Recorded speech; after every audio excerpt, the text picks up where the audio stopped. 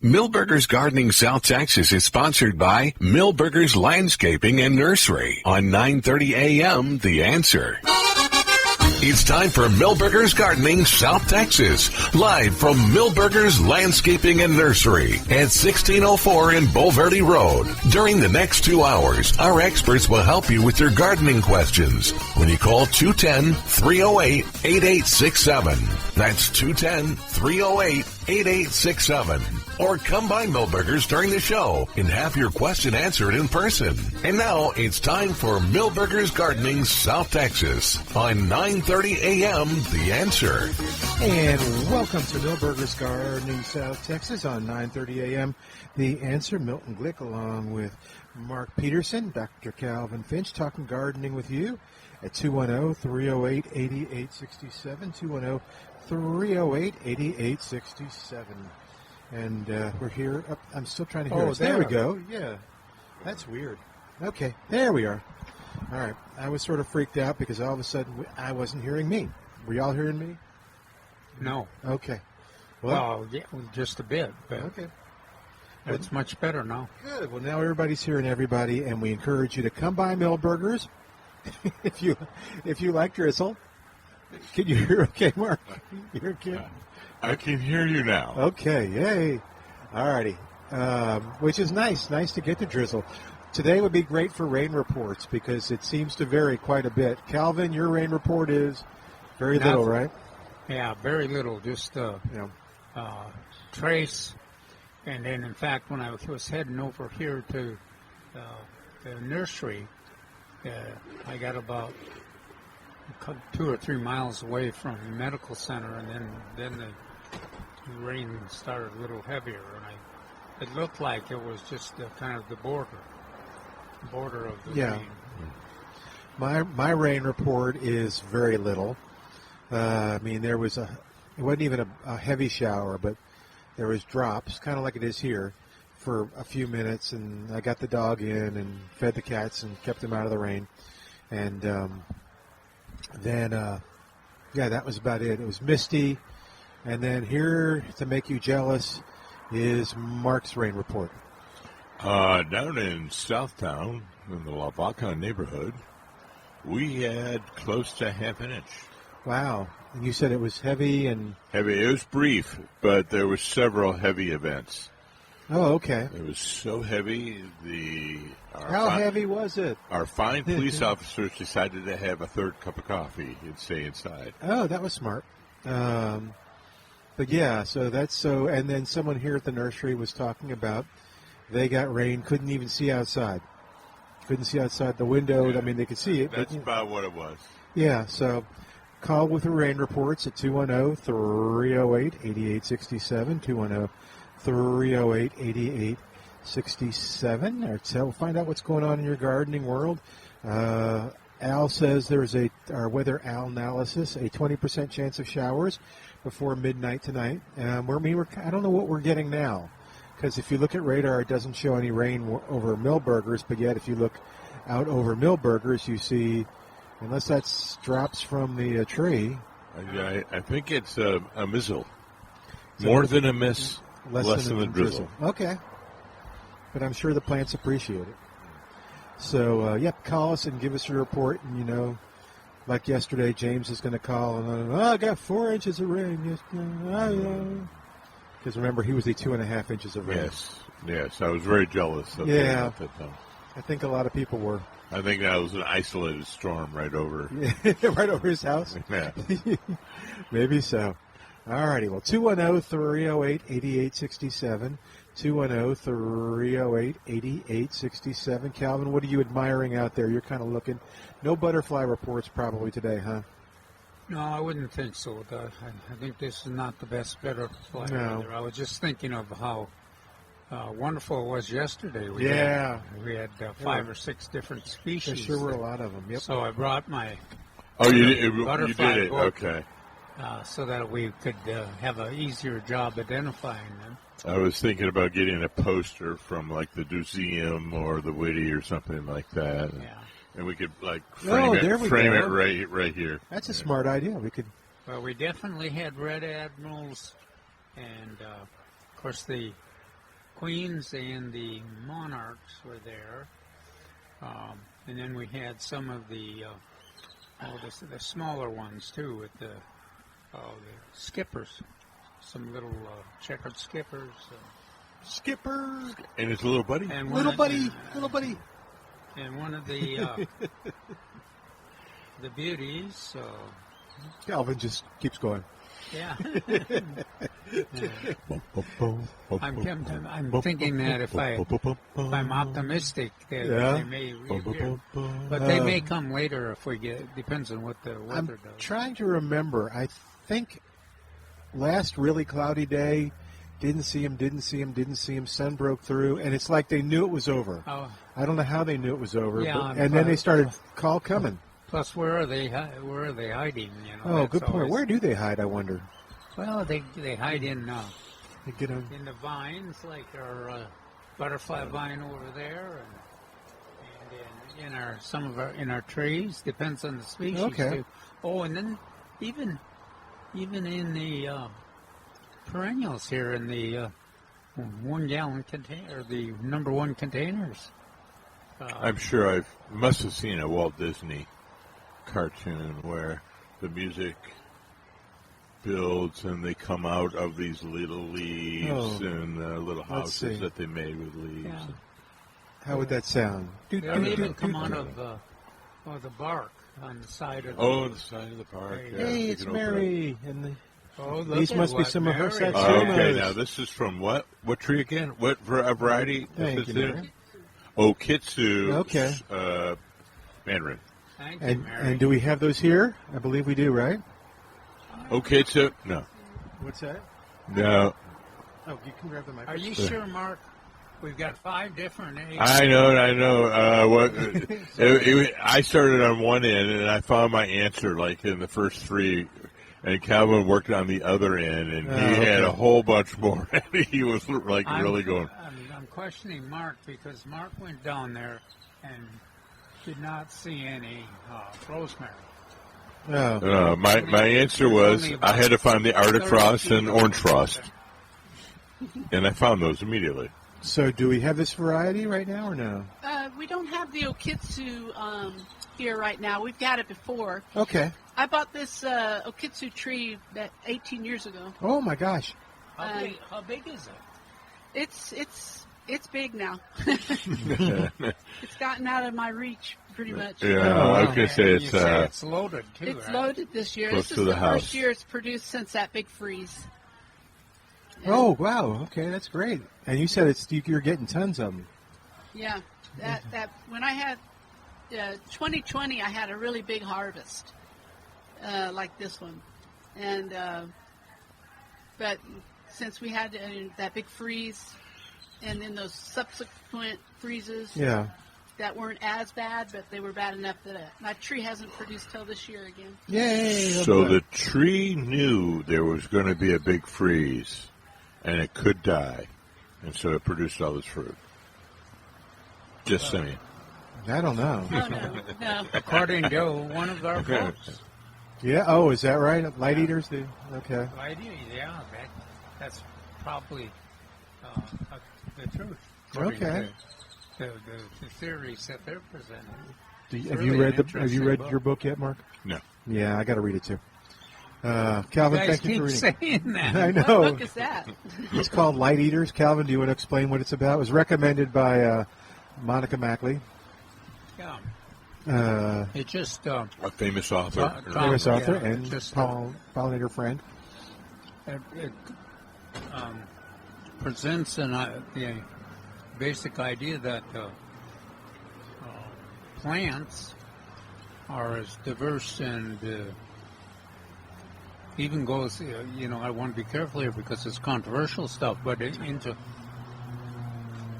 plants are basically intellectual or have those kind of characteristics. And just like we were joking about the plant reacting, but they do, according to the author, they do are able to predict Events. and take action to prevent problems or address problems.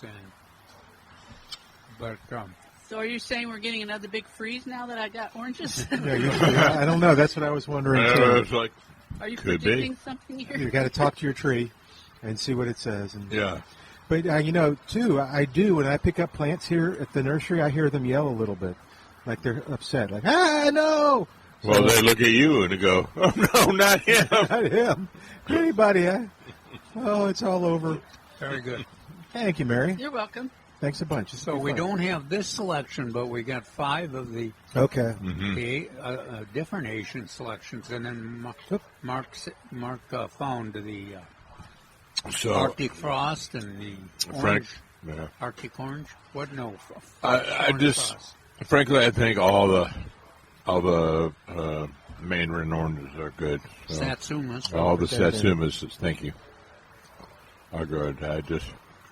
Well, they're very, very attractive, and except for those kind of exceptional freezes. Most are seed-free or mineral seed. Interesting, Dr. Moy was trying to crossbreed the Changsha tangerine, which has even more cold resistance. But it is known for its mini seeds. And so he was trying to cross a Changsha with a Satsuma. Oh, this is sweet. Yeah, Oh, no, is. it is. It's very And good. plus no seeds. Oh, yeah, that's kind of what I was leading up to. Oh, okay. Yeah, I haven't found any seeds in it. Or started that thought process was the fact that there are no seeds. Thank you, Mary. All right, 210-308-8867, 210-308-8867. So that was your recommendation. I forget the name of the woman that called that was asking about that. But, so the recommendation was the Arctic Frost but you're saying now really any Satsuma, you think? Yes. Besides the Okitsk, was it Okitsk? Okitsu? Okitsk-su. Oh, okay. Whatever. Okay. There are additional recommendations. Awari is one. Niho, Siho is one. Do you remember the names of the other ones too? No, there were several. They were longer with. Yeah.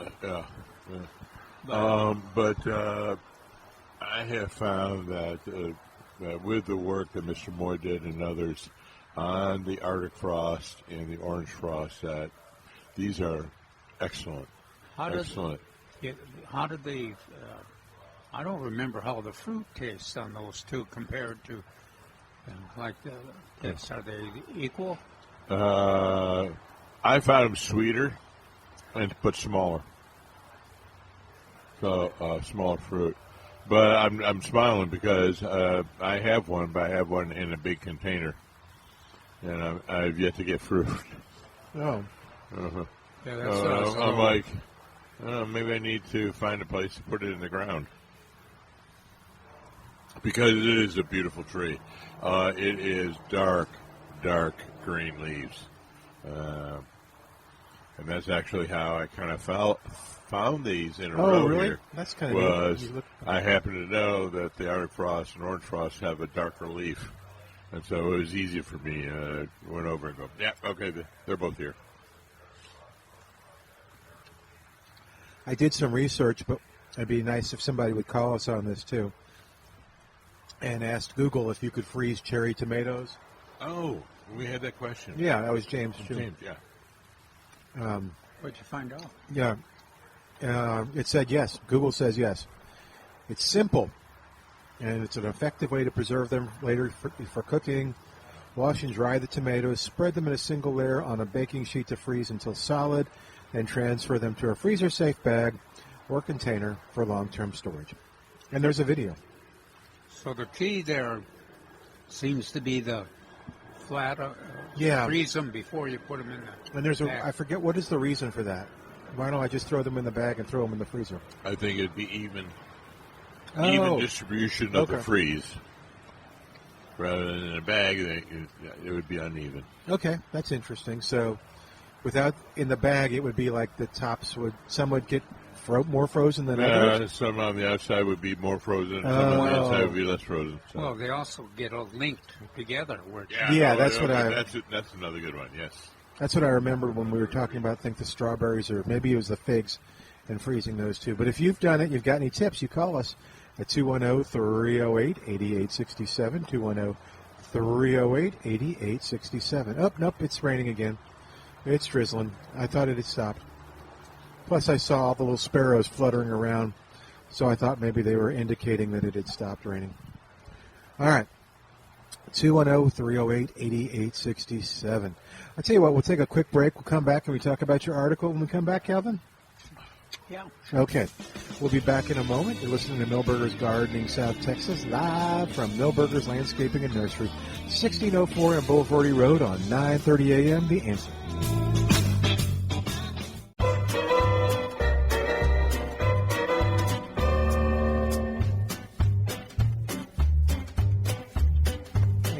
Welcome back to Milberger's Gardening, South Texas, on 9:30 a.m. The Answer. Milton Glueck here, along with Dr. Calvin Finch, Mark Peterson.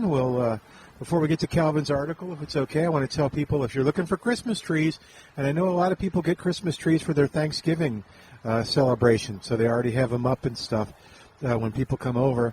Milberger's is the place to go.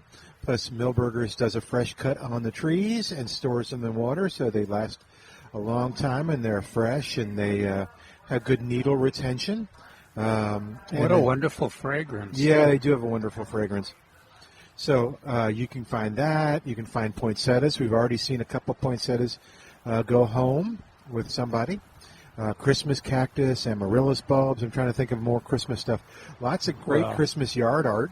Well, and also, let's talk about the live Christmas trees. Yeah, please do. Living Christmas trees. That's what Mark and I went out this morning. It before the show. To look at them. But the idea here on these living Christmas trees is that you pick a tree to decorate, but after you're done decorating, taking advantage of the decoration and the attractiveness of the tree, then you plant it in the landscape. And so the trick there is that you need to have a plant that will shear or has a great attractive shape to begin with, and then can survive successfully in our landscape. Now, I've had Deodar cedar and also Arizona cypress, both of them in my landscape are doing great. Mark, when we checked, there were like 5 different cypresses there, weren't there? They were. In fact, I found a one called a Carolina Arizona cypress, and that was greener. So I was going to look at the parentage on that one. But they have the silver ones, different sizes, and then 2 favorite evergreens for this area. We have both the Aleppo pine and the stone oak, Italian stone pine. Here, and very very manageable little containers with a nice shape.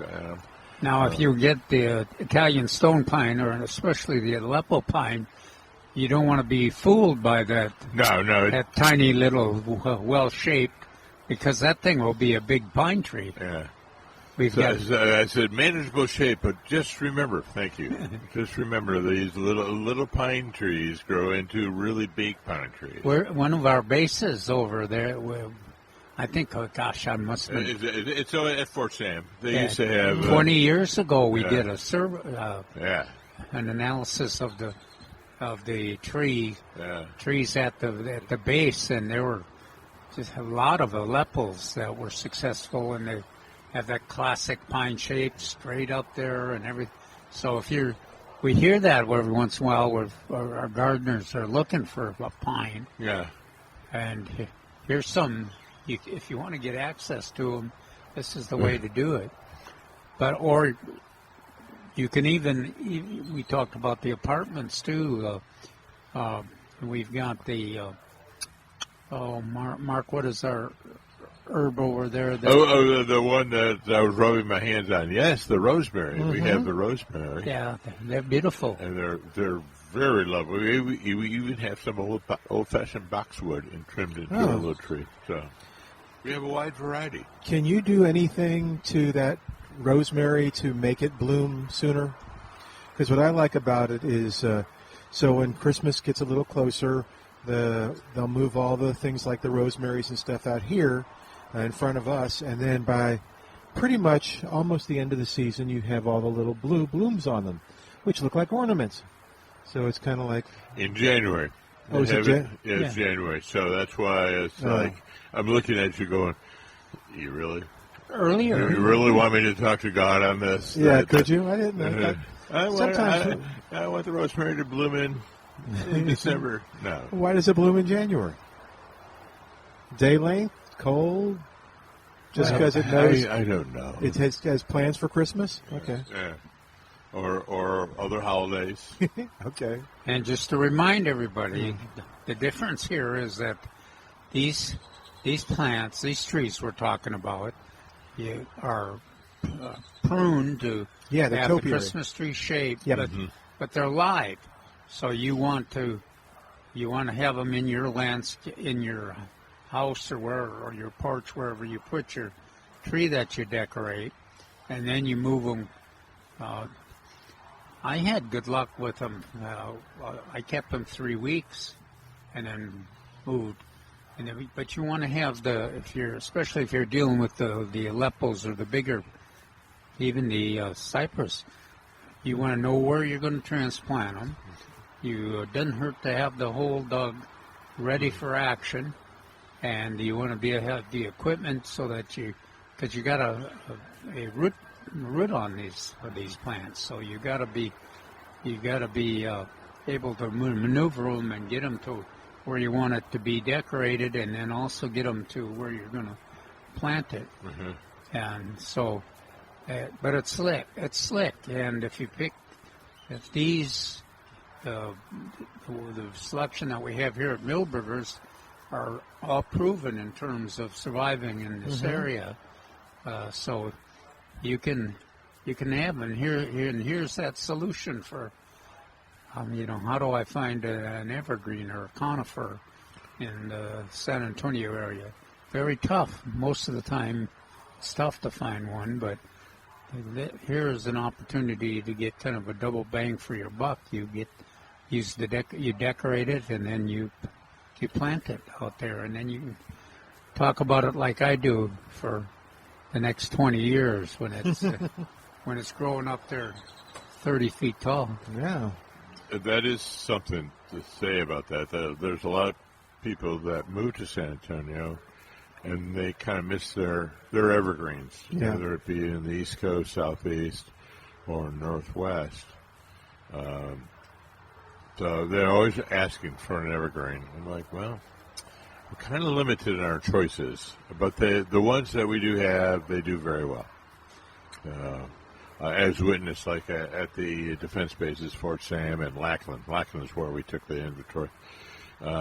They do very nicely, surprisingly, on our soil and weather conditions. In fact, you kind of hate it when we get a lot of rain. Oh, is that right? Right, yeah. We had an issue with the Afghan pines early on. We learned about that. We thought they'd be really good, adapted, but they didn't like a lot of rain. Well, they were disease prone.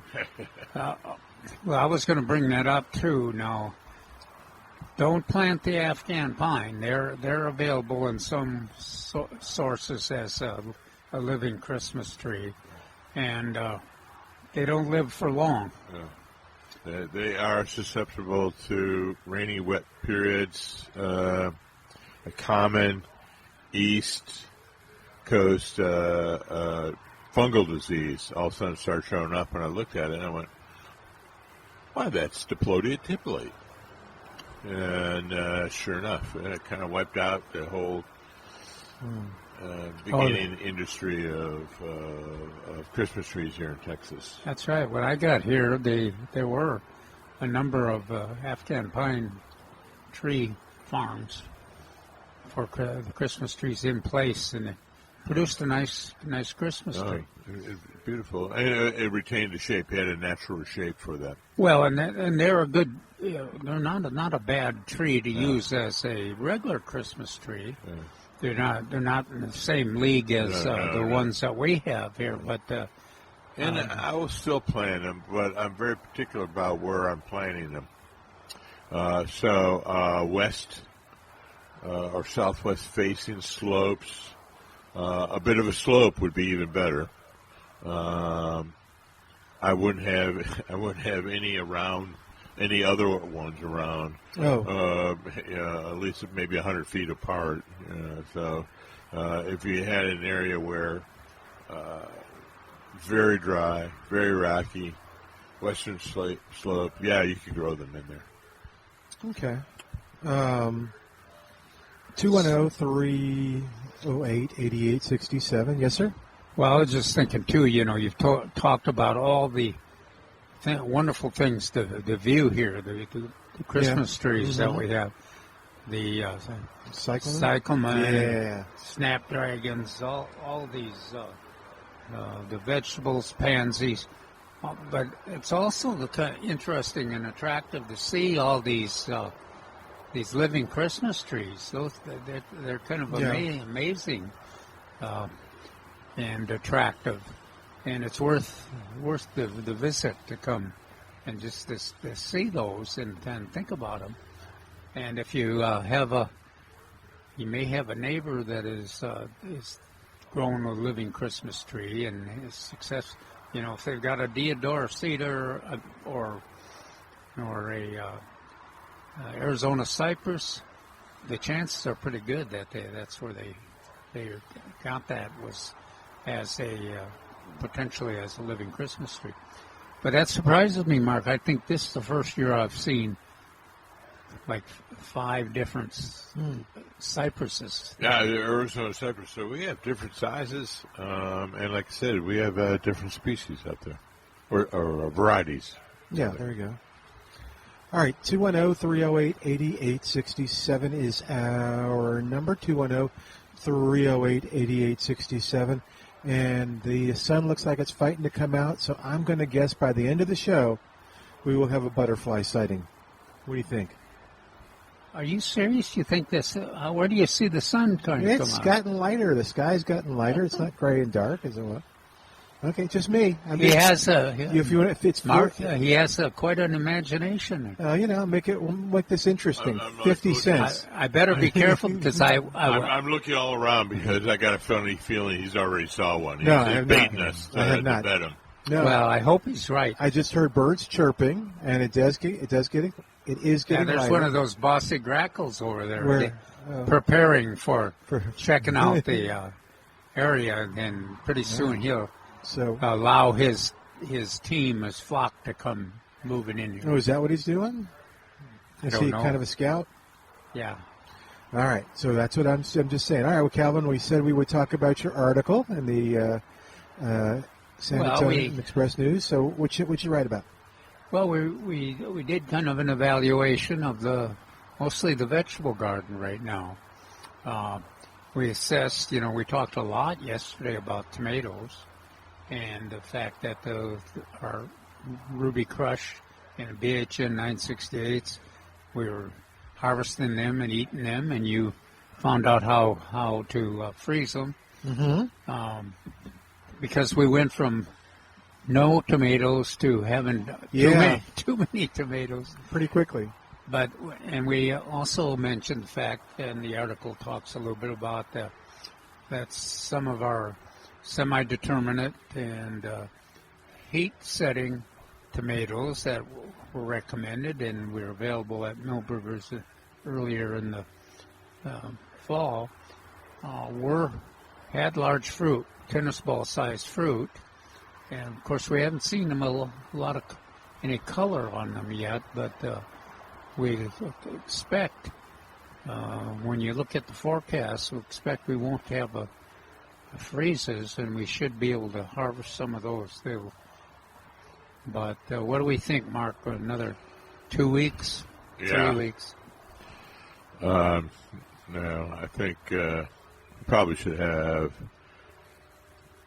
2, and I'm not going to go there. I was going to say 2.5 weeks to the day, but no, definitely 2 weeks. I think that normally we have a freeze the 3rd week in November. Okay. Actually, today I think is historic really? freeze day, the 23rd. Yeah, I'll go look it up. But as David Rodriguez intimated, he thought there was a delay, and I think it's about a 2 to 2.5 week delay in this year. He was thinking a month. Yeah, and I don't think so. So I don't think we'll have. What I do is I don't think we'll have another freeze for a while, and then that means we could keep the tomatoes on the tree, on the vines for a while now. And if you got fruit, when it gets full size and you start to see any kind of color change, just to be conservative and cautious, you probably want to pick them as they're ready. They are mature. They just haven't fully colored up yet. Yeah, and if you take them in, that'll be verified if they ripen up quickly, and they probably will. And of course, the peppers. The article talks about the peppers seem they've done very well, but they're kind of at the end of the production too. They don't. They're one of the few plants that doesn't like the cooler weather. The okra is not happy with the shorter days. But we talked about the seeded vegetables, radishes and turnips and carrots, rutabagas. Some of them were a little slower than we hoped. The carrots and the beets, but. I'm thinking that if you haven't seen any growth or any germination for 3 weeks or 4 weeks after you planted your carrots and your lettuce, that you go ahead and replant. Now, we did have a gardener call us. One of the gardeners reported that they had germination from lettuce. Yeah. That was a lot of part of yesterday's. And I was like, wow, okay, great. So, because that's what we've been hearing. The lettuce is a little suspect. I think in Calvin's garden and some other people I've heard from. And remember, don't cover that lettuce seed. Yep.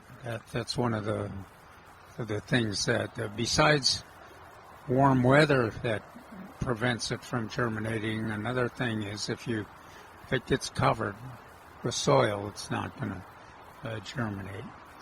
But that should be coming along. Of course, the things that are really coming up, the broccoli is ready to harvest. Oh, cool. For Thanksgiving, as we predicted. And shortly after that, we should see some action from the cauliflower, and the Brussels sprouts are starting to form, too. And all the foliage plants, Swiss chard, they're ready to harvest. And I've got a big tub of the greens prepared with all the usual hot sauce and the bacon grease and the things they normally put in. Oh, you had me right there, bacon grease. You had me at bacon grease.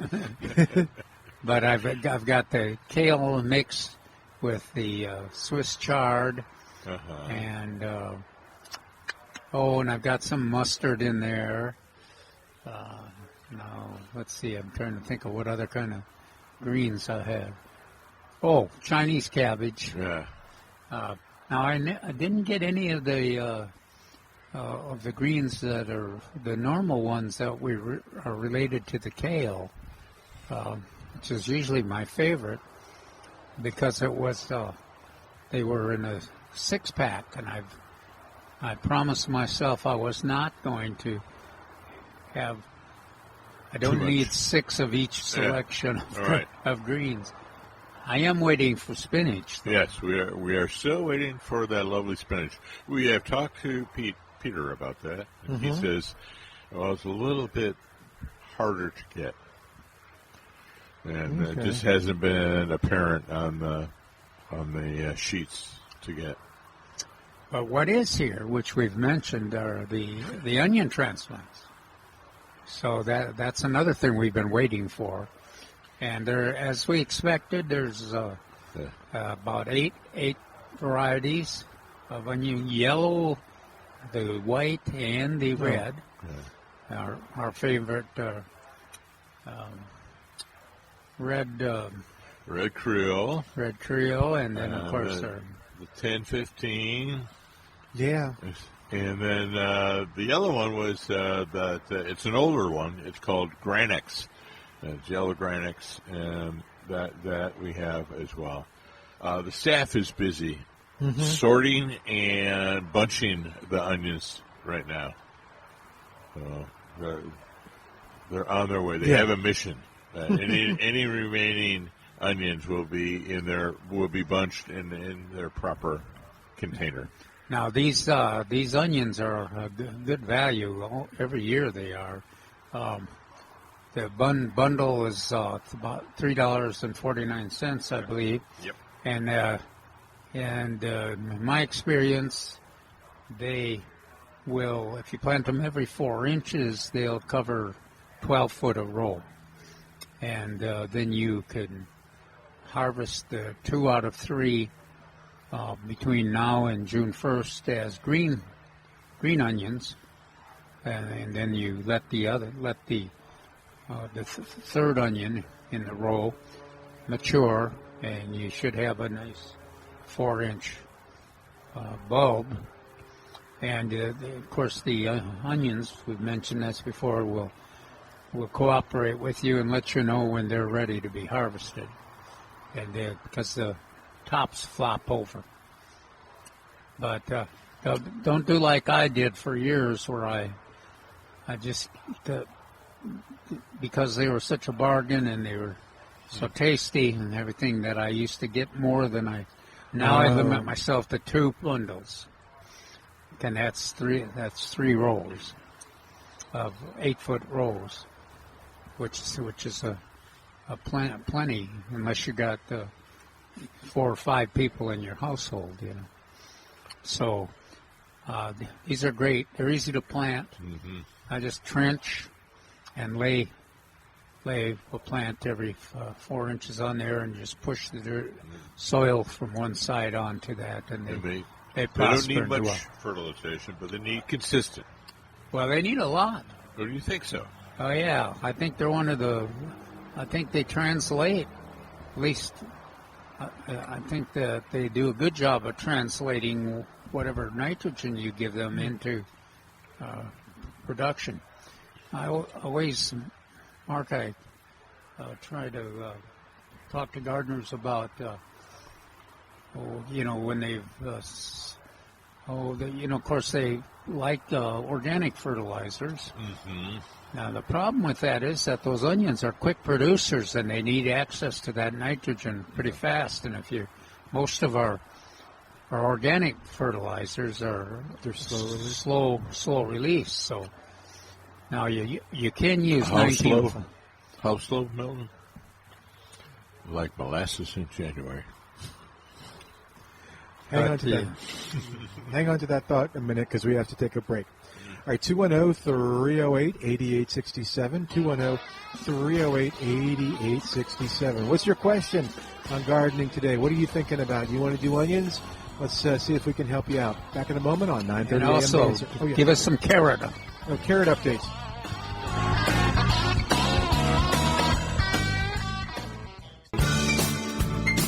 And welcome back to Milberger's Gardening South Texas on 9:30 a.m. The Answer. Milton Glueck with Dr. Calvin Finch, Mark Peterson, sitting here at Milberger's. I'm still waiting for those butterflies to come out. You wait. They're going to be here. But you can come by, or you can call us at 210-308-8867, 210-308-8867, the number to call to be a part of the show. You were talking about onions, and then we had to take a break. Did you get to finish all your onions? And talking about the fertilizer you should use and stuff like that? Yeah.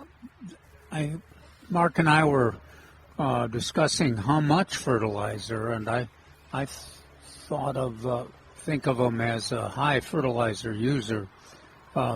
It's best if you can prepare the soil with our 10 cups per 100 square feet, or Mark talked yesterday about how easy it is with the planting them the way we talked about with the row side. You could get that winterizer fertilizer. Is it still on sale?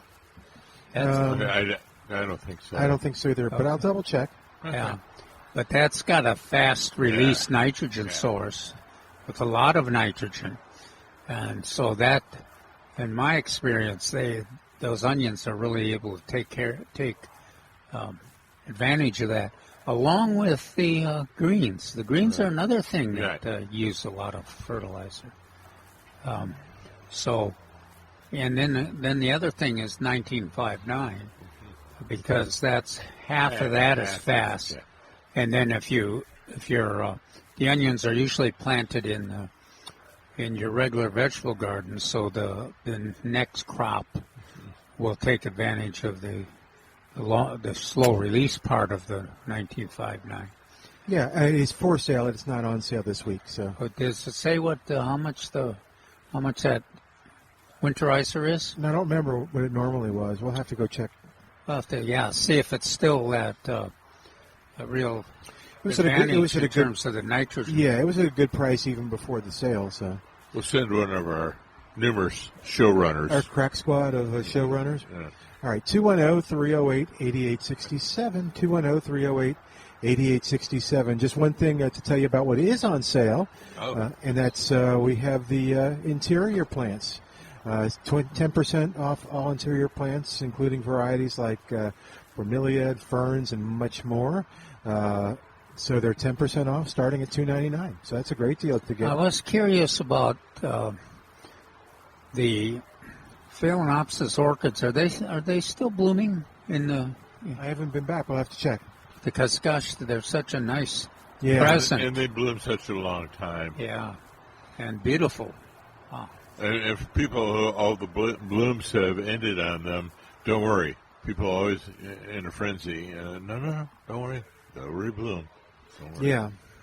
And you can be, if you have those Phalaenopsis orchids and your acquaintances, your gardening friends, are not aware of how easy they are to grow, they say, "Oh my Lord, how could you do such a wonderful job with these orchids? You know, you must be an amazing gardener." Uh-huh.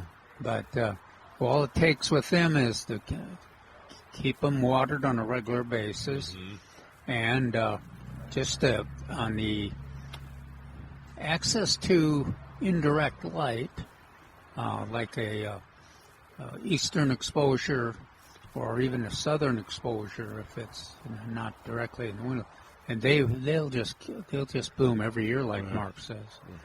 We had my wife and I had a little problem with them because they were so beautiful and easy to grow, and the kitchen was perfect, you know, with the southern exposure.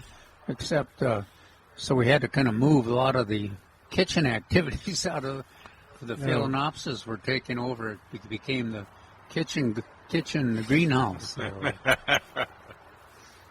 and in one room we had the cyclamen, and in the other room we had the Phalaenopsis. you had to know this and see this because there was multiple layers.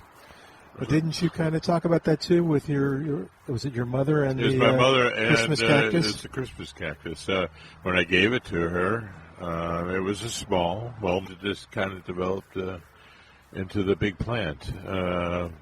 What is the plant from Feed Me Seymour? I don't think it actually had a name, did it? No, but that's what it was like. By that time, it encompassed an entire double in the dish, a washing area. So the washing and drying part of the sink. Okay. Thanks. It encompassed both sides. It's like when it came down from its perch. Now we have to check to make sure the Phalaenopsis orchids have blooms, but we know the Christmas cactus have blooms there, and they're great. There was a lovely article on the Book of Faces today that I read this morning, and it talks about you should not fertilize this time of year. But you should be consistently watering, but not overwatering. That's with the Christmas cactus? The Christmas cactus, yeah. Use fertilization, the plant goes less into vegetative growth and more into reproductive growth, and that's what the flowers are there. So we don't have to do the closet thing anymore? No, not for the Christmas cactus. Yeah. Apparently not. So that's why I was reading it, to make sure on that. But you do have to adjust the water a little bit. So you kind of slow it down this time of year. And you certainly do not fertilize. Other parts of the year you water again, not a lot. Moist, not wet. You remember I used to tell you that? Yes. Moist, not wet. Oh, speaking of which, I have a question for that after the break, but go ahead. Anyway, but and so kind of, I like it because it is a subtropical succulent, but it lives well without care. But it's amazing. It's called, subtropical, but it's a cactus. Yeah.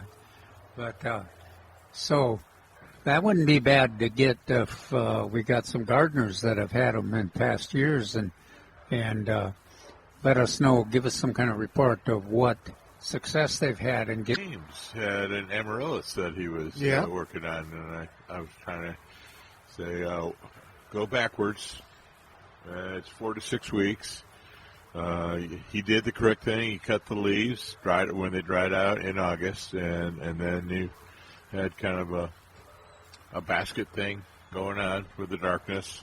Backtrack until when you want it to start blooming. Now we've got amaryllis. It should be amaryllis on sale here at Miller's too, don't we? Yes, we do. Are they ready for action? Yeah, they are. So and they'll be putting out the bloom short here.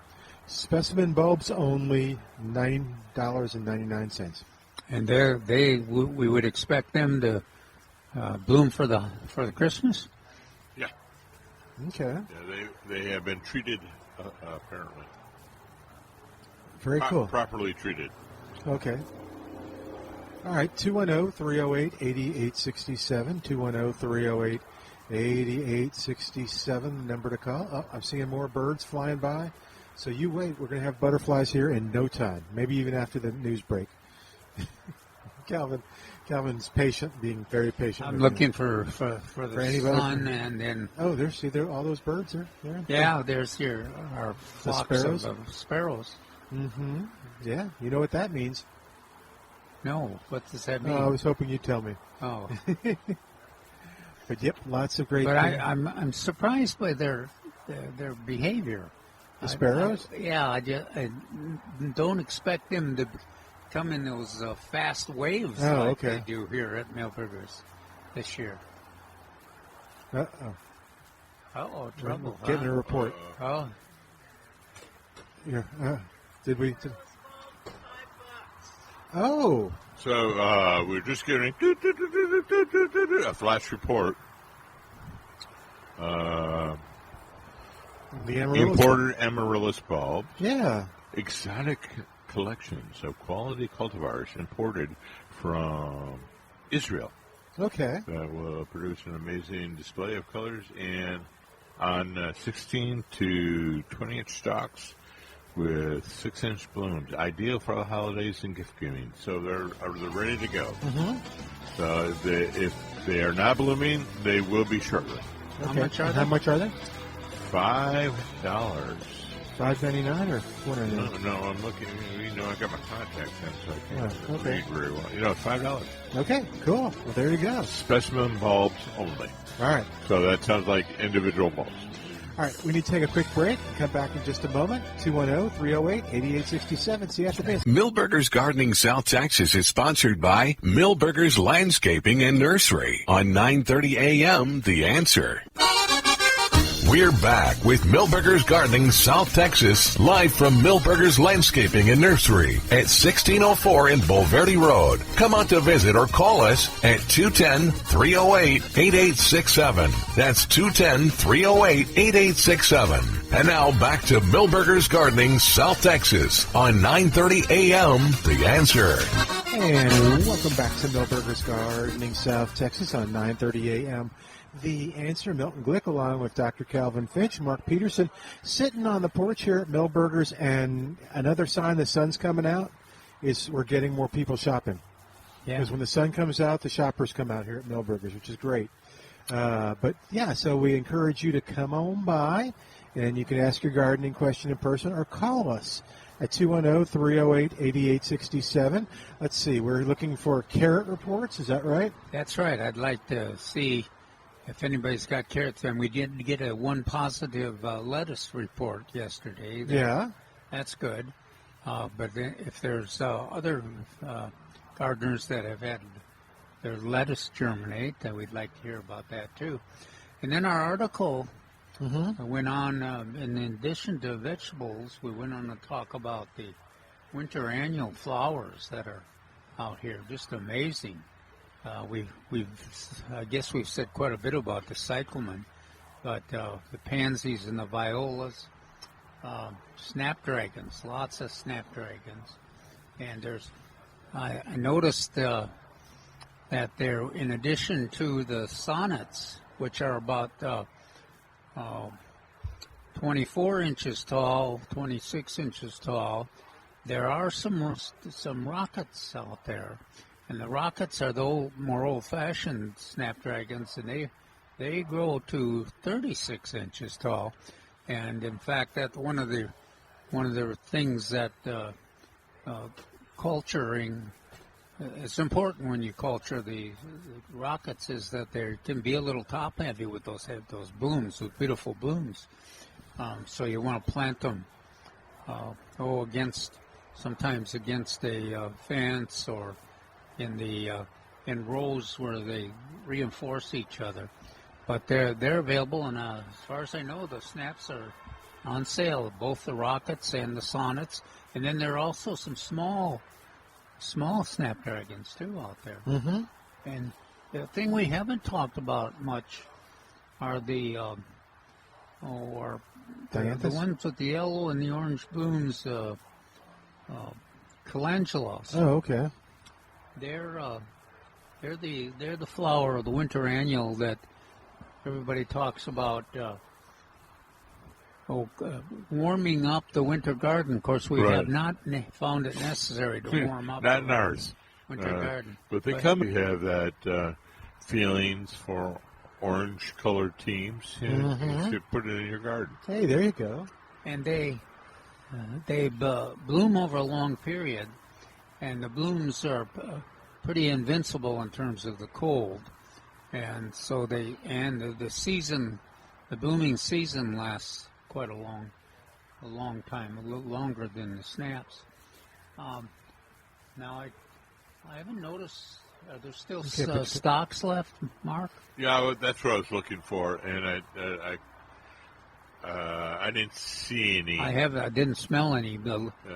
How about there may have been a few mixed in with the dianthus that I couldn't tell. But the lissum over there, of course. Yeah, well, that I found, and I stopped and I took a whiff of that. It's very fragrant. Oh, What? Maybe they moved them.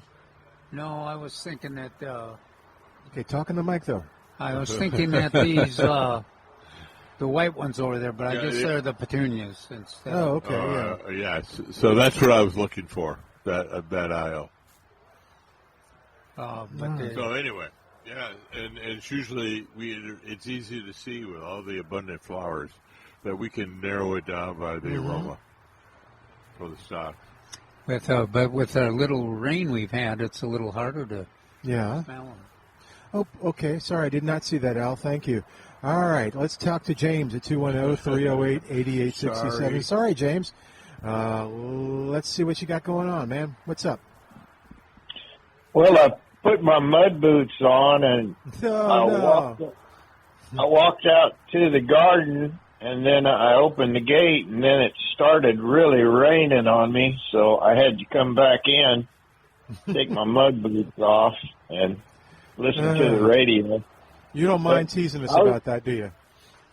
I was going to check the carrots. They're about 4 inches long, but they haven't started to get, bigger around. They're yayas. They're pelletized nanties from Johnny Seed.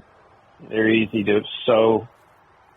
And the lettuce is coming up in my cell trays. It's called black-seeded Simpson. Oh, yeah. That's the from the old days. And it continues you to be can grow it wonderful. on the moon. Yeah, it comes up and grows, and it makes a big old head of lettuce. If you like salads, man, that's the one for you. Well, that's good. Good news on those carrots. So the weather wasn't a factor in holding them back. You don't think, James? Not really, as long as they got a little bit of water every day. Oh, every day, yeah. Okay. Yeah, we were in summer until about a day and a half ago. Yeah. And if you can keep those growing beds moist with just hand watering, I think you do a better job when it stays hot like that. But I heard you talking, and I went out to check the tomatoes plants because I got 3 tomatoes a couple of days ago, and they were small celebrities, but growing in that hot weather, they were really good. I mean, better than they usually are. But I didn't make it to the garden because I got rained out. Yeah. You can hear in his voice a little bit. 2.5 the other day. Yeah, only 2.5. How much did you get today when you were in your mud boots and everything? Do you know? I don't know. It ran me back to the house, and I came in. And what part of the world are you in? I forget. Guadalupe County, out by. County? Okay. Where is he? Guadalupe County. Oh, yeah. Yeah. Well, cool. Well, thank you, sir. Yeah, great. Good report. You're going to use those veggies for Thanksgiving? Well, the carrots really haven't made it yet. Yeah, I know, but the lettuce is just popping. But I got beets, man. And they're not real big, but they're big enough. Oh, do you eat in terms of beets, they're my favorite greens, I think. But but in terms of a production level, they're nowhere close to any of the others. They're even less productive on the leaves than spinach is. And of course they don't come close to what kale or Swiss chard produces. But gosh, they're good. Yeah, you can put a little bacon in the pan and cook that, and then put some onion in there and cook that, and then put those greens in there and cook that, and you're ready, man. Woo! Sounds good. It does sound good. You have a great Thanksgiving. Thanks for calling, man. Thanks. Bye. Bye-bye. And thanks to Doug, too, who called and wished us a happy Thanksgiving. We want to wish you and your family a happy Thanksgiving, too. They're going to have a nice Thanksgiving with all those cyclamen. Is that what you were pointing at? Yes. Yeah.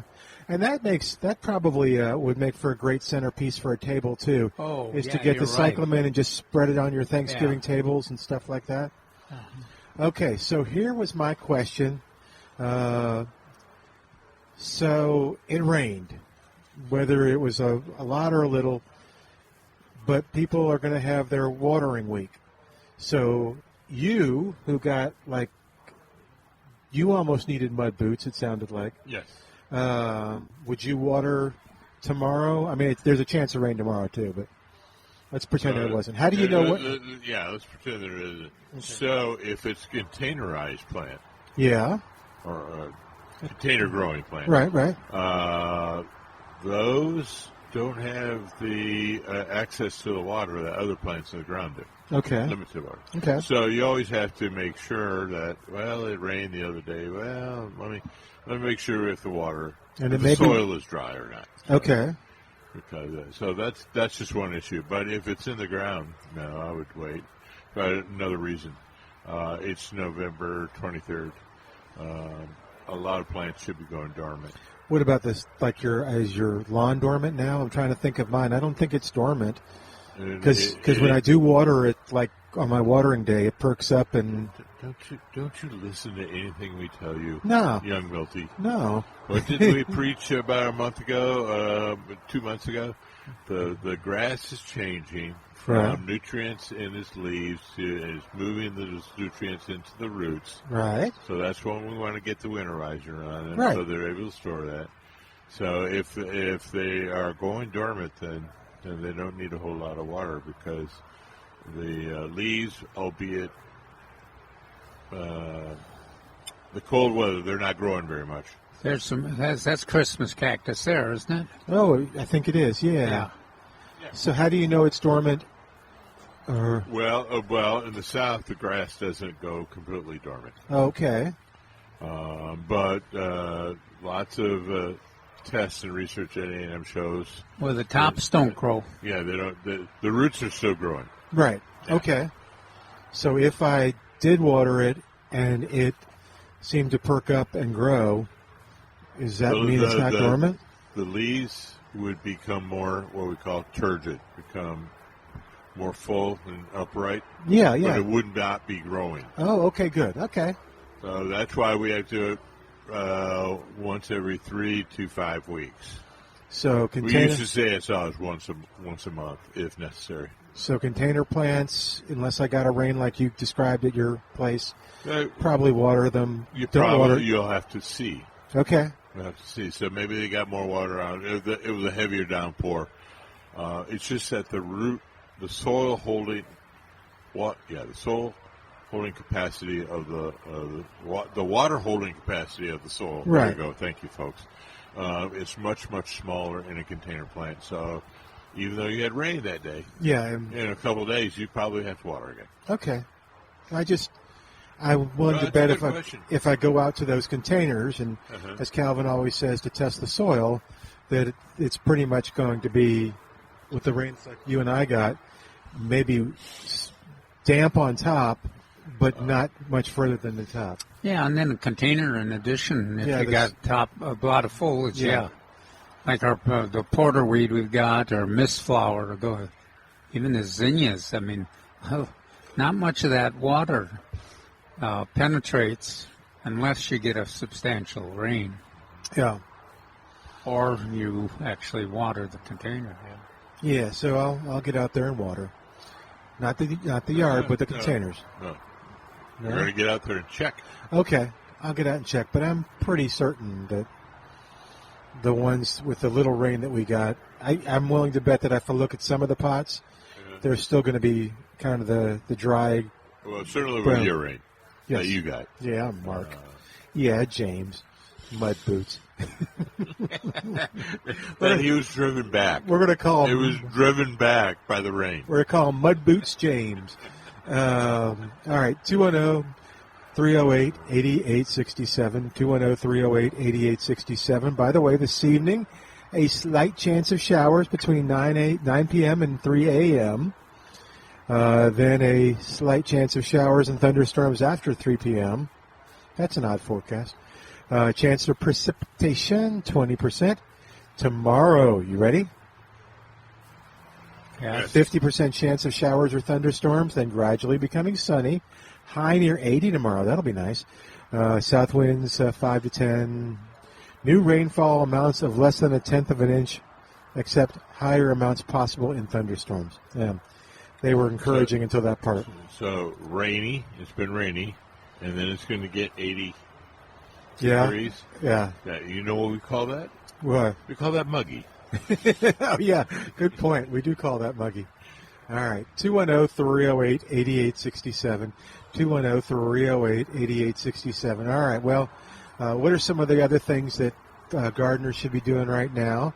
You talked about planting some of the veggies, Calvin, and some of the stuff. What are some things that they might do in the yard since watering is probably out? Is there anything they should be doing? Well, I think a lot of gardeners haven't planted all of their flowers yet. Okay. Because we just got into the cyclamen and the primula planting season, pansies and violas. They kind of, and as the zinnias decline, and then you want to move snapdragons in to replace them in the cut flower garden. So that is kind of a neat thing when you do that replacement of the summer flowers with the winter flowers. And all of our, what do you do with your begonias? Because the begonias have not declined too much, so you can either just wait and let them continue, or you can transplant them into some other places and then put in the cyclamen and the primula into the shady, showy spots. Then, of course, we've got the gardeners can explore some of those flowers that calendulas that we talked about, and the dianthus are out there. Check and see if there's stocks. If you can get access to stocks, they do wonderful in the cut flower garden. Also, sweet peas seeding. Yeah. We got 5 or 6 different selections. At least we used to have in the seeds for the sweet peas, and they should be ready. This is their kind of weather. All right. Well, Mike is on the line. Got a Chinese cabbage question at 210-308-8867. Hey, Mike. Welcome to Milberger's Gardening, South Texas. How are you today? I think I'm doing all right. What I was wondering, I've got a couple, like 4 Chinese cabbage plants. I don't know what variety. They didn't say, but I'm growing them this fall. They seem to be doing all right. And I wondered how early I might get away with planting them in the spring. What was that? I wasn't able to hear. So Calvin is our resident Chinese cabbage expert. Yes. What was the question? So he was wondering whether he could plant in early spring. Is that right, Mike? Yes. Okay. Well, you could certainly plant into February, and it does do a pretty good job of surviving into April and May. But now would be a good time to plant it too. Or don't you have space, or if you're busy, or why wouldn't you plant it now? Well, I've got a few growing now, but I was kind of experimenting to make sure I'm going to like them and that my family will like them. And if they do, then I'm going to grow some more this spring. Okay. Well, I'd be careful on the greens. If we get a hot spring, then you lose some quality in the greens. Now which one? Let's see which ones do the best. On the cabbage? Well, the cabbage doesn't last too long. Okay. The kale gets kind of bitter. But bitter if it's too warm. Swiss chard is one that stays mild and lasts quite a long time. And then, of course, the spinach does. So I don't know. Well, no, I think the Chinese cabbage was in that same league, though. I think it does a good job, because I was remembering gardens up north where we grow quite a bit of Chinese cabbage, and they last quite a long time. And here in San Antonio too, that Chinese cabbage is done pretty well. You might want to experiment. Yeah. Because I'm not. It's not the one most of us rely on. It's not like Swiss chard or spinach. Yeah. Okay. Well, I just thought I would check. I don't know for sure how it's going to work out for me right now. The plants look really good, and they look like they're growing well. So I'll just have to see. Any problems with cabbage loopers? I hadn't had any problems with any kind of bugs at all. I fertilized them with a seafood or a sea fertilizer, kind of like powdered fish, and they seem to like that too. Okay, good. Well, keep us informed. That's it. That's an interesting question. I don't have too much experience with it, so that's what I said is I'm kind of interested in it, and I'm kind of relying on Calvin to tell me all about it. And I've got some in my garden, and I mix it. You know, it's part of the green mix that I have, but it's not a dominant part. Yeah. Well, I'm just not sure. Like I said, I've only got 4 plants right now, so I thought I'd just kind of wait and see how they do before I get real firm on planting them in the spring. Sounds good. Let us know, okay? Okay, yeah. I will. Thank you, Mike. All right, we're going to take a quick break and come back and talk with more Milberger's Gardening South Texas with Dr. Calvin Finch and Mark Peterson. Milton Glueck here. Back in a moment on 9:30 a.m. The Answer.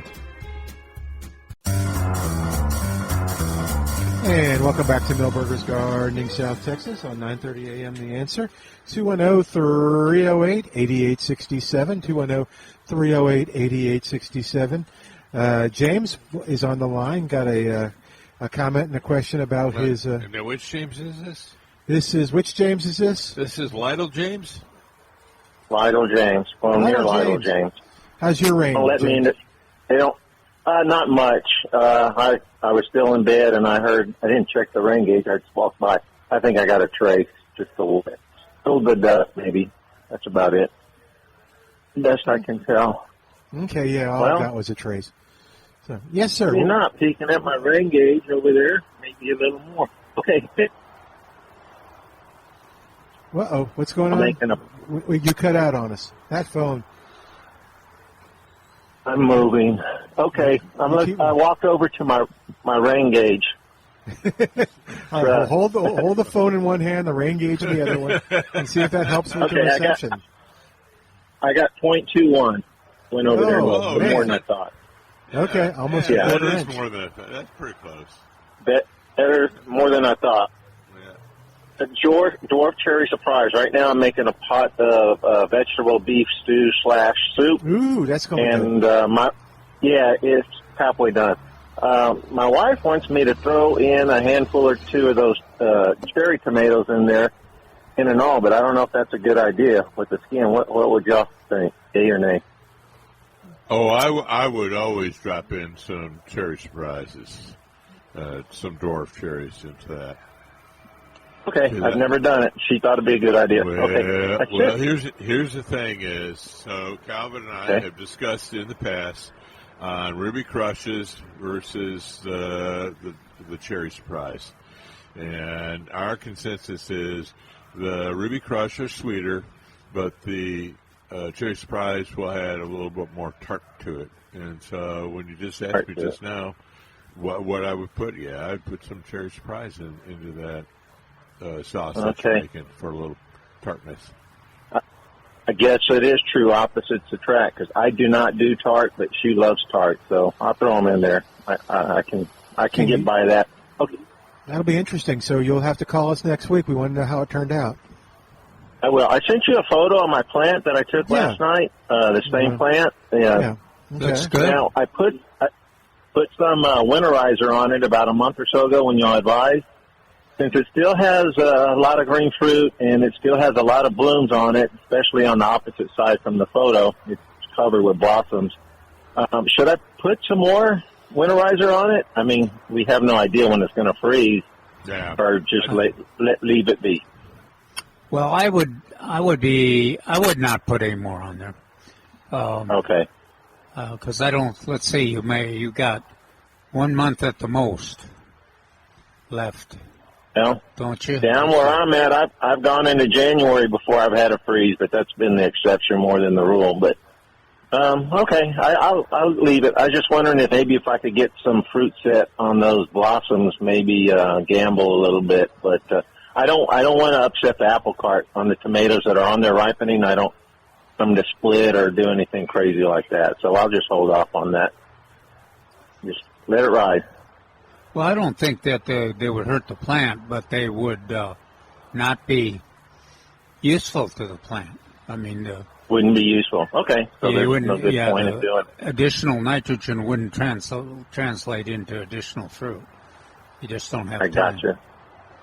Okay. Also, my cyclamen, I finally I never had the right size pot to step it up in, so it's been suffering or went along, and the one it was in 4.5, I think it was. So I put it in a nice pot yesterday, and I know I asked how this before. What should I feed it with? No liquid, but I got 3 different liquid fertilizers, different ratios. So a high nitrogen or a high phosphorus. I have both, and then I have another one that's kind of neutral, if you will. The neutral or the high phosphorus? I don't think that it. Not the nitrogen. The cyclamen are not a high volume grower, so. Okay, so I fed it last night with what you suggested. I gambled on that with the 15, 30, 15. So how often, like every 2 weeks through the winter, or is that too often? Yeah, well, every month I think it's. Every month. Yeah. Well, what kind of fertilizer is it? The liquid fertilizer? Yeah, it's a water soluble. It's actual Miracle Grow product. Oh, okay. It is. Well, you could if you don't 15, 30, make 15, it. yeah. Yeah, if you don't make it too potent, it wouldn't hurt Right. either every 2 weeks to 3 weeks.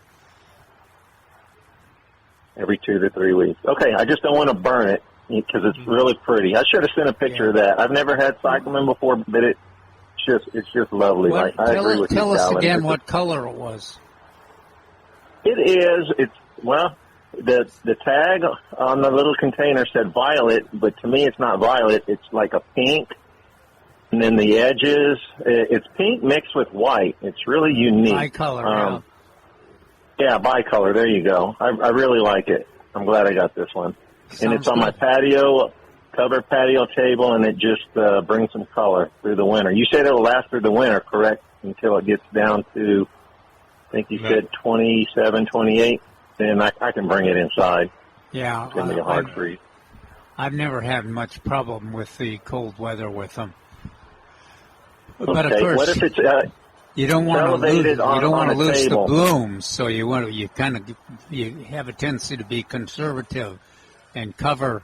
You know, if it's forecast to be less than 28 degrees, you want to cover up the blooms because the foliage does won't that be make hurt. Does that make a difference since this is not in the ground? It's in a container, but it's on a patio table. It's like a centerpiece for the patio table. So it's elevated, so it would have cold air underneath. So would it be best just to bring it in, or will it survive that temperature you're referring to? Well, it'd be, if it was easy, it would be best to just bring it in. Oh, yeah, it'd be easy. Yeah, it's not a big pot. Yeah. Okay, I don't want to lose it. Okay, all right. Hey, I appreciate it very much. I was just curious about the fertilizer because I was going to fertilize it again last night, and I said, well, I got one more day of the gardening show today. I'll just call in and ask. Okay. Well, good. I'm glad. All right, appreciate it. Wait, Hey, hold on. James, what's the number on that middle number, high phosphorus one? What is the It's numbers all the way 15. across? I'm sorry. 15, 30, 15, 30, 15. Okay. They call it. There's really Miracle Grow calls it Bloom Booster flower food. What's on the label? Yeah.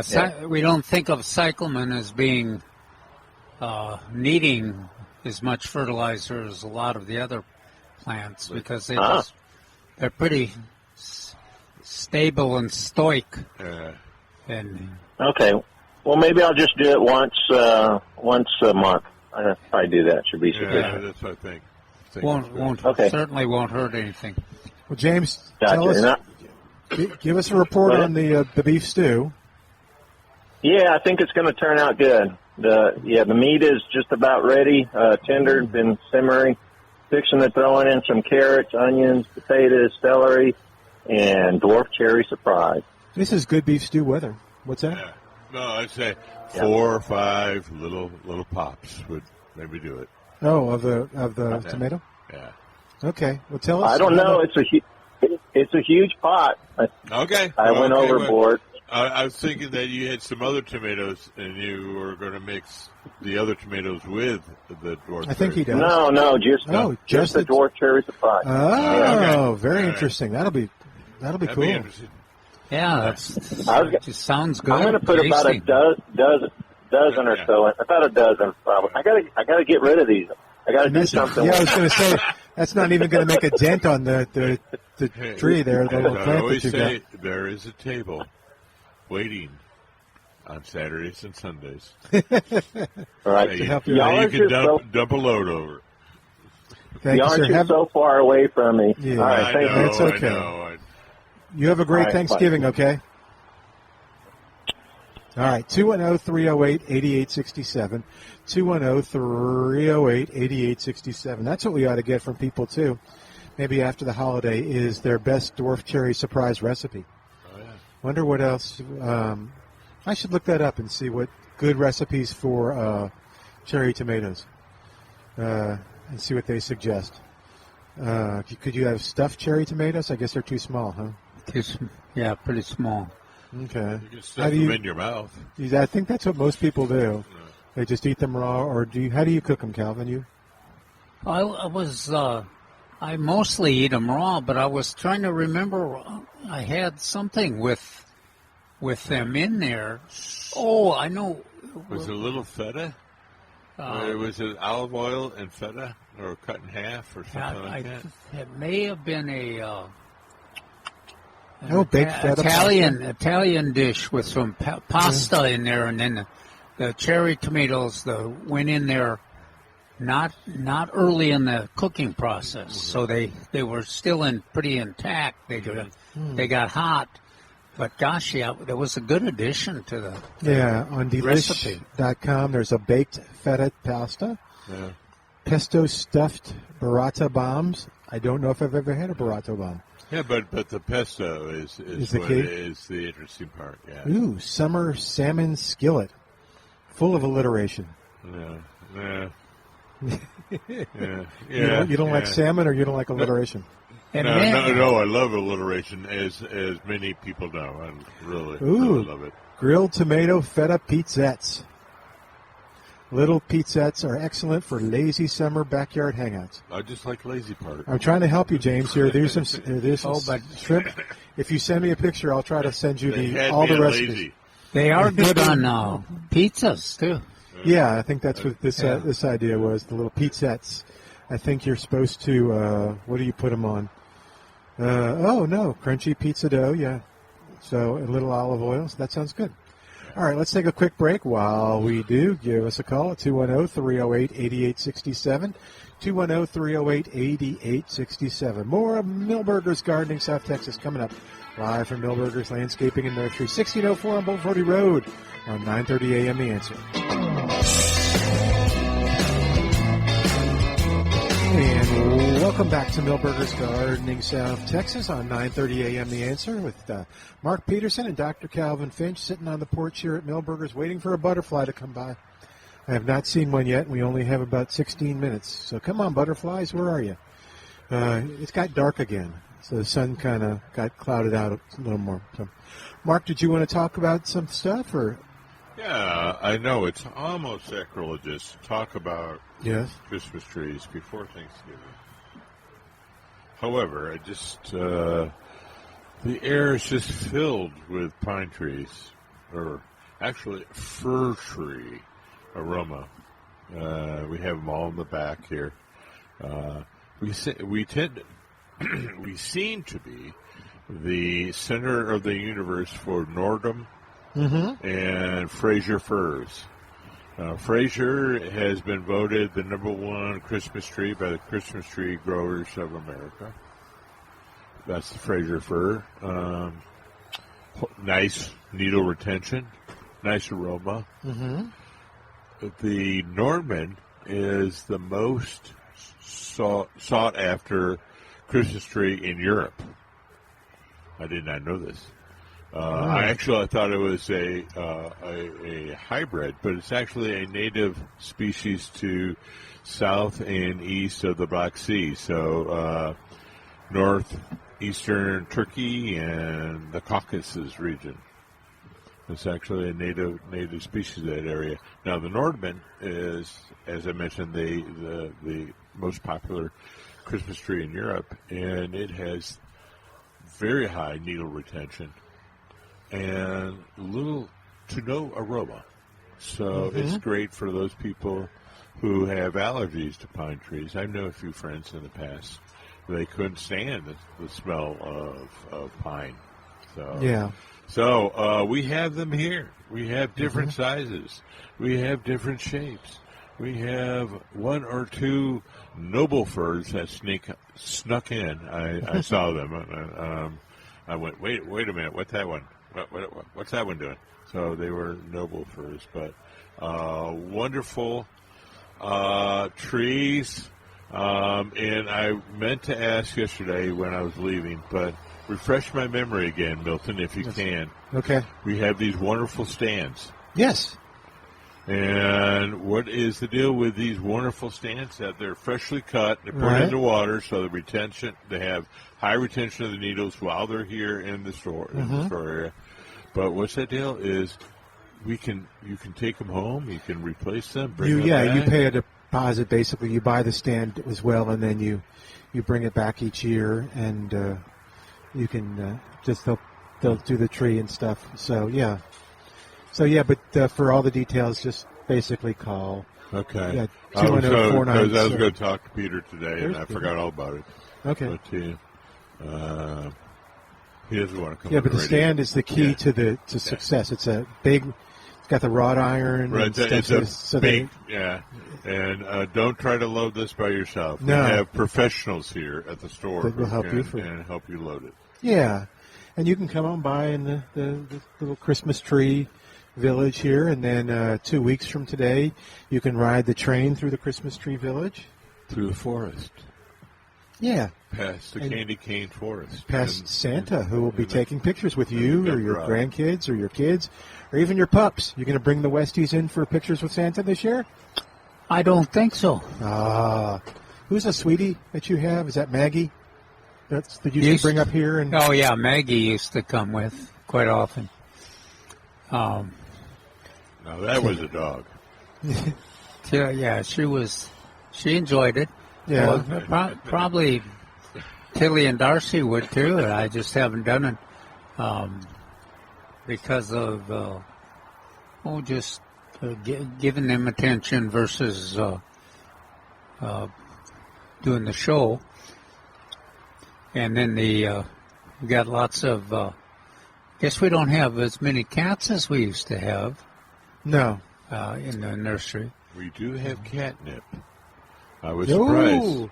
Yes, we do have catnip on the herb table. If you have feral cats, hide it from them. They love it. Yeah. They. One of the reasons we're expressing surprise is we were told a few years ago, that they couldn't keep catnip here because it would attract every feral cat from miles that's around. right. That's right. And all of a sudden they had feral cats here in the nursery all over. But they couldn't keep it because cats would all consume it. Yeah, and it's funny, the whole catnip cat thing is interesting because some cats, it makes them almost crazy. Yeah. Other cats, they could care less. Yeah. It's not a universal thing. But our cats, some of them are the same. They just meh, whatever. Yeah. And some are just like, flopping over, rolling in it, having a great time. Our semi-feral cat in our neighborhood, Cary Grant. He's Caddy Grant? Well, it's Cary Grant because it's a female. Oh, Cary. But it's a tuxedo, and she likes to roll in it. More, give me more to roll in it. And then she consumes it as well. Oh, okay. Calvin, you have any cats you want to talk about? I don't want to leave you out. No, Tilly and Darcy would would be very unhappy with me if I talk too much about cats. Okay. They don't even like me spelling the cat. Oh dear, man. K-A-T. They're tough. Our poor dog. Those cats just abuse the dog, and they abuse the dog with love. They climb on the dog, they walk in front of the dog and rub on it, and the dog just takes it. She's as sweet as she can be. But, and the other thing, too, is, somebody with ferals will have to tell me whether this is normal for a dog to do. She'll sit out there with the cats while they're eating or just while they're just meandering. But if there's a fight, she won't allow it. There is no fighting under her watch, and she will start running at the two that are fighting, and, of course, they split up and go in their separate ways. And then she just kind of comes back. There's no fighting under her watch. So, and then she'll eat their food. Dogs love cat food. And cat poop, apparently. All right. But anyway, getting back. Yes, the Christmas trees. We those are the fresh cut trees. Yes, we had mentioned this earlier, but we also have living Christmas trees. Mm-hmm. Arizona cypress, Aleppo pine, Italian stone pine, and rosemary. Shaped rosemary bushes, fabulous. I thought I saw some cenizo that they were going to possibly shape up, but that may be kind of cool, too, out in the back. Okay. But all different shapes and sizes.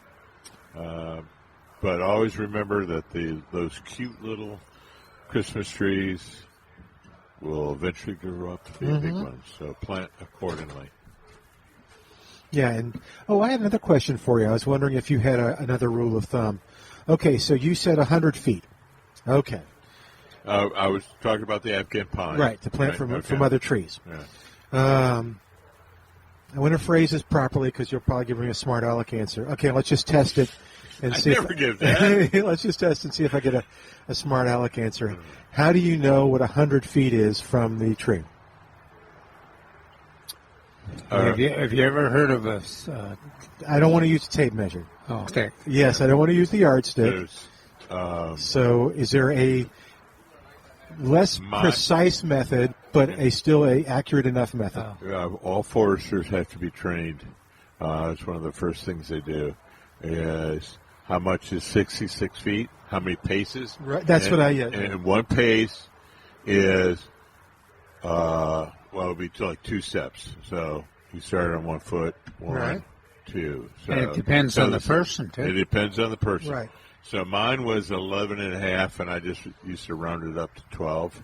Okay. So that would be 66 feet. All right. So to get 99 feet, pace, it would be a pace and a half. So it would be 18 paces for me to get to 99 feet. So how do you know how big your pace is? What did you do again to get you knew you did measure something? 66 feet. Okay. Because that's the last 200 years. That's a chain. Okay. And you would see how many paces, and you do it a couple of times to get it right. Okay. How many paces would it be to get to 66 feet? So you could conceivably use the tape measure once to get the measurement. And then you'd have to use a tape measure to determine your 60-foot pace. 66. Right. Right. That's one chain. Okay. Al says you measure your gait. Now, what your gait has to do with it? I guess your gait's about 6 feet up and down. Right. So when and then your fence is probably about the same height. So it was easier to your lot dimensions too. Ooh, that's a good one. Your lot dimensions. Yeah. So the math works out better if I just would round up to 12. Because if I wanted to do different numbers, I could do variations on 12. So 4.5 paces was 45 feet approximately, and Okay. and 3 paces was essentially. So all those things would do it. Okay. But yeah, so 1 pace rather than gait. Yeah, No, I know. It's one. I just It's took the one opportunity full to play set. off the So podium. yeah, 1 left, 1 right, together makes a pace. Oh, okay. 1 left, 1 right, rather than just the right one is There you go, right left. and left. That's a gait. That's a pace. That's a pace. Okay. Okay. No, that's good because I don't think people they're going to bring out the tape measure and then you got to have someone help you and you got to walk it off and it just if you can just gait across or pace across the yard. Yeah, I was just curious. These are the things that keep me up at night. I'm sure they are. All right, 210-308-8867, but you better hurry because we're almost ending before Thanksgiving, and we're going to take this opportunity to make sure that we wish you a happy Thanksgiving.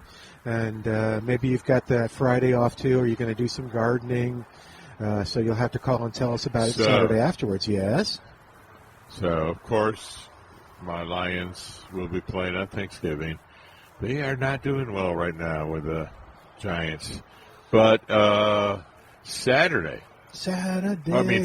Have you heard about what's going to happen on Friday? No, what's going to happen on Friday?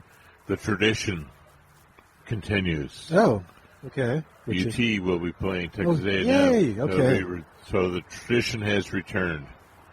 And we wish everybody... That'll be good. Wish every T and every TAMU person a happy holiday. Okay. Yeah, is it a night game or an evening or an afternoon? I do not know. Okay. Because that could ruin your Thanksgiving. Yes, that could. That's what I'm saying is a blessed Thanksgiving for you. 6:30, Al's telling us. That could also determine who you invite to your Thanksgiving, depending on which team you like. And yeah. Of course, on Saturday, it will be U of M, University of Michigan, against Ohio State University. Oh. I will not say the Ohio. Oh, you will not? Yeah. Okay. All right. Well, listen, Calvin, anything else before we call it a day? No. About a minute. My Minnesota Gophers are getting the Vikings are getting beat by Green Bay. So it's going to affect your I'm Thanksgiving. hoping that the Spurs do much better tonight. For It's tonight. Yeah. Okay. 7:00. You want something to be thankful for? Phoenix, they're going to play. Yeah. All right. Well, that's about all the time we have. Yes, sir. Yeah. I would like to thank Al. Oh, okay, that's a good one. We haven't really thanked Al. Yeah.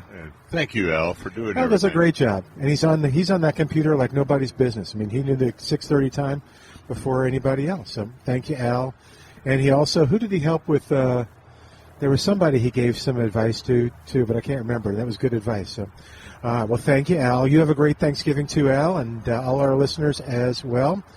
We'll say goodbye for today. Don't forget. Yeah, and everybody, happy Thanksgiving. Yeah, have a great Thanksgiving. And don't forget for the information on Millburgers, what's coming up, the big annual Christmas celebration here, the 6th and the 7th, and the blood drive and the trees and everything, you go to millburgernursery.com. We'll say goodbye for today. Again, happy Thanksgiving, and see you next week on 9:30 a.m. The Answer.